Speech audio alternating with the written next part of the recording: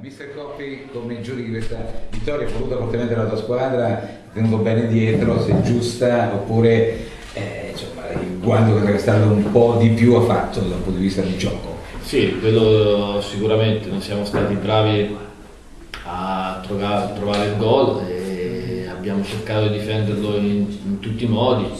È chiaro che poi dopo il secondo tempo l'espulsione dei Coretti ci ha un po' agevolato, anche se magari le occasioni migliori l'hanno avute quando erano in 10, però insomma riguardo secondo me la ritengo un'ottima squadra. E per noi che si viene a 2 sconfitte consecutive è una vittoria importante, insomma.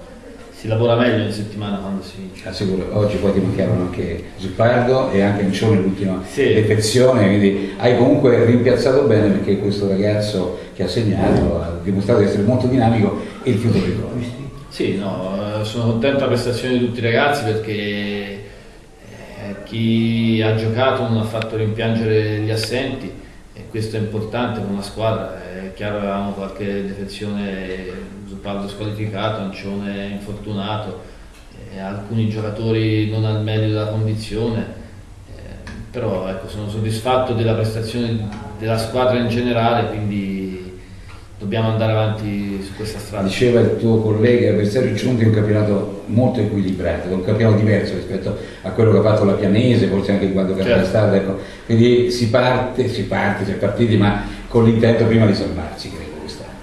Sì, sicuramente l'intento è quello perché è un campionato molto difficile, anche i risultati stessi di oggi confermano la situazione perché non c'è una squadra insomma, come poteva essere l'anno scorso la Pistoioso e l'Arezzo al di sopra delle parti, quindi possiamo giocare con tutti, puoi perdere con tutti, con la prima, con l'ultima, è un campionato molto difficile e livellato secondo me sempre leggermente un pochino in alto. Domenica arriva Siena in Casso e chiaro che adesso rimettere in piedi un po' i coach perché vedo la situazione un po' troppo elettrizzante qui a Piancastagnaio, però tu sei bravo e riesci, sei un politico in questo caso sportivo chiaramente, e riesci a riordinare un po' l'idea.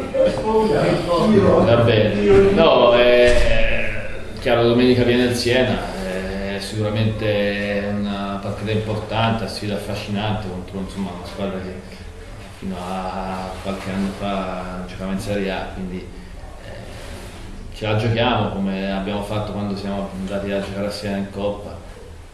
Spero una buona prestazione da parte della mia squadra. Mister, si vocifera che c'è una trattativa con Zuppardo, visto che si parlava di Siena.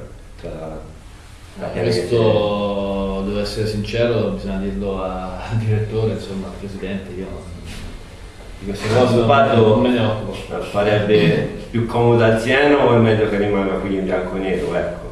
No, è chiaro, egoisticamente parlando io sarei contento se rimane qui in bianco-nero, però se ha questa possibilità di andare a giocare in una piazza come Siena è giusto che un giocatore alla fine possa andare, insomma anche una soddisfazione da parte credo mia e della società aver fatto raggiungere un certo traguardo a un giocatore, qualsiasi giocatore, questo sì. Al di là delle cessioni eventuali o scongiurate, ma crede che abbia bisogno di qualche rinforzo la Pianese oppure deve solo trovare la quadratura del cerchio? Ma io penso che di avere a disposizione una buona squadra, questo lo sottolineo.